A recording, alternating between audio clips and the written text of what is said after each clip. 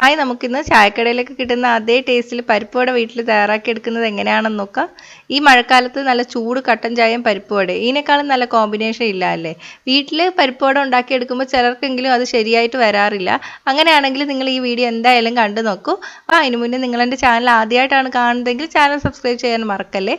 എല്ലാ റെസിപ്പീസിൻ്റെ നോട്ടിഫിക്കേഷൻ ലഭിക്കാനായിട്ട് ആ bell button കൂടി ക്ലിക്ക് ചെയ്യണേ. ഇത് തയ്യാറാക്കാൻ വേണ്ടിയിട്ട് ഞാനിവിടെ 1 കപ്പ് പരിപ്പാണ് എടുത്തിരിക്കുന്നത്. വടപ്പരിപ്പ് അല്ലെങ്കിൽ കടലപ്പരിപ്പ് എടുക്കാം. രണ്ടും ഏകദേശം ഒരുപോലെ തന്നെയാണ് ഇരിക്കുന്നത്. ഇനി ഇതിൽ വെള്ളം ഒഴിച്ചിട്ട് കുതിർന്ന് വരാൻ വേണ്ടിയിട്ട് വെക്കാം. 2 മണിക്കൂർ നമ്മൾ കുതിർത്തി എടുക്കണം. ഇപ്പോൾ 2 മണിക്കൂർ കഴിഞ്ഞിട്ടുണ്ട്. നമുക്ക് ഈ വെള്ളമൊക്കെ കളഞ്ഞിട്ട് ഒന്ന് പരിപ്പ് നന്നായിട്ട് കഴുകിയെടുക്കാം. പരിപ്പ് കഴുകിയിട്ട് വെള്ളം ഒട്ടും ഇല്ലാതെ തോർത്തി എടുത്തിട്ടുണ്ട്. ഇതിൽ നിന്ന് 2 ടേബിൾ സ്പൂൺ പരിപ്പ് നമുക്ക് മാറ്റി വയ്ക്കാം. ഇനി ഈ ബാക്കിയുള്ള പരിപ്പ് നമുക്ക് മിക്സിയുടെ ചെറിയ ജാറിലിട്ടിട്ട് അരച്ചെടുക്കണം. വെള്ളം ഒഴിക്കാതെ വേണം നമ്മൾ അരച്ചെടുക്കാൻ വേണ്ടിയിട്ട്. അരച്ചെടുക്കുമ്പോൾ നല്ലപോലെ അരച്ചെടുക്കണ്ട, കുറച്ച് തരിയൊക്കെ വേണം. നമ്മൾ ചതച്ചെടുക്കുന്ന രീതിയിൽ വേണം അരച്ചെടുക്കാൻ വേണ്ടിയിട്ട്. വെള്ളം ഒഴിക്കാതെ അരയ്ക്കുന്നതുകൊണ്ട് നമ്മൾ അരച്ചെടുക്കുമ്പോൾ ആ രീതിയിൽ തന്നെ വരും. പിന്നെ ഒട്ടും അരയാതിരിക്കരുത്, എന്നാലും നമ്മൾ വട ഉണ്ടാക്കിയെടുക്കുമ്പോൾ അതിൻ്റെ ഷേപ്പ് ഉണ്ടാക്കിയെടുക്കാൻ പറ്റില്ല.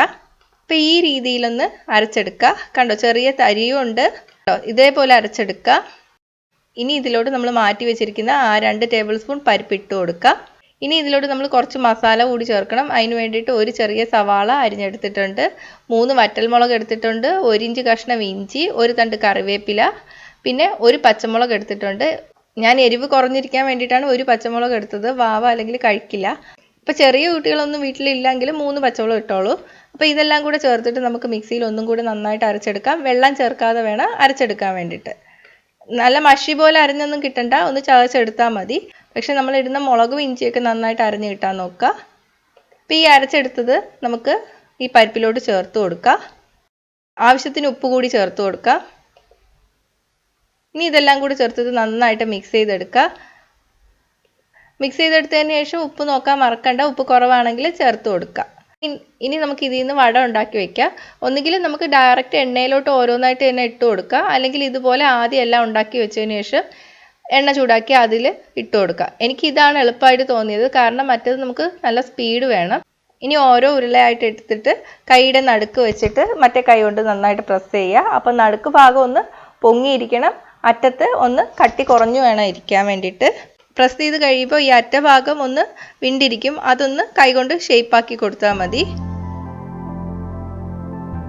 അപ്പം ഇതുപോലെ നമുക്ക് എല്ലാം ഉണ്ടാക്കിയെടുക്കാം.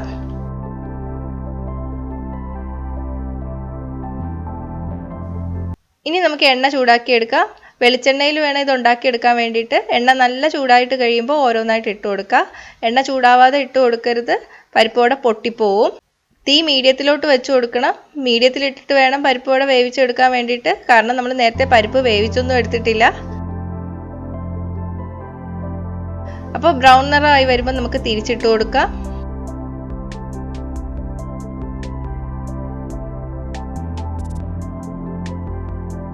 നേരത്തെ പോലെ തന്നെ താഴ്ഭാഗവും ബ്രൗൺ നിറമായി വരണം. അപ്പോൾ നമുക്ക് പാത്രത്തിലോട്ട് മാറ്റി വയ്ക്കാം.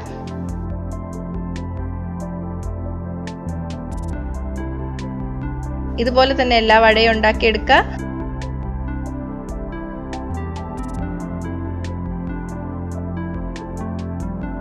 അപ്പോൾ നമ്മുടെ എല്ലാ പരിപ്പ് വടയും റെഡി ആയിട്ടുണ്ട്. നല്ല മണവും ടേസ്റ്റും ഒക്കെ ഉണ്ട് ഇതിന്. ഞാനിതൊന്ന് മുറിച്ച് കാണിച്ചു തരാം. അകവും നന്നായിട്ട് വെന്ത് വന്നിട്ടുണ്ട്. ഇത് കണ്ടോ, വാവ കാണിച്ചു വെച്ചത്. കേടാക്കിയോ വാവ? പരിപ്പ് വട മുറിച്ചോ? എന്തിനാ പരിപ്പ് വട മുറിച്ചേ? മുറിച്ചോ? അമ്മ ഫോട്ടോ എടുക്കാനുള്ളതല്ലേ? എന്തിനാ മുറിച്ചേ? അപ്പോൾ ഈ റെസിപ്പി ഇഷ്ടമായെങ്കിൽ ലൈക്കും ഷെയറും ചെയ്യുക. ഇഷ്ടപ്പെട്ടില്ലെങ്കിൽ ഡിസ്ലൈക്ക് ചെയ്യുക. ഫ്രണ്ട്സിനും റിലേറ്റീവ്സിനൊക്കെ ഷെയർ ചെയ്ത് കൊടുക്കുക. കൂടുതൽ റെസിപ്പികൾക്കായിട്ട് ചാനൽ സബ്സ്ക്രൈബ് ചെയ്യാൻ മറക്കല്ലേ.